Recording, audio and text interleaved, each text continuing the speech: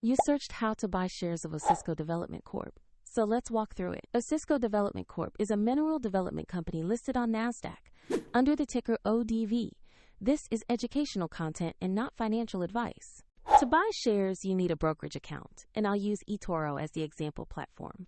After registering, you will be asked to verify your account, typically by uploading an ID, and you'll need to add funds before you can place an order. Use the platform search bar and type the ticker ODV to find Osisko Development Corp. Make sure you select the NASDAQ listing with the matching company name to locate the correct share. On the asset page, you will see basic company information and a price chart for ODV. Confirm the company name, exchange, and ticker to ensure this is the correct stock before proceeding.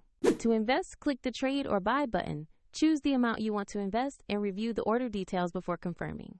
If the market is closed, the platform may schedule the order for the next session, and if you have insufficient funds, you'll be prompted to add money before the order can be completed.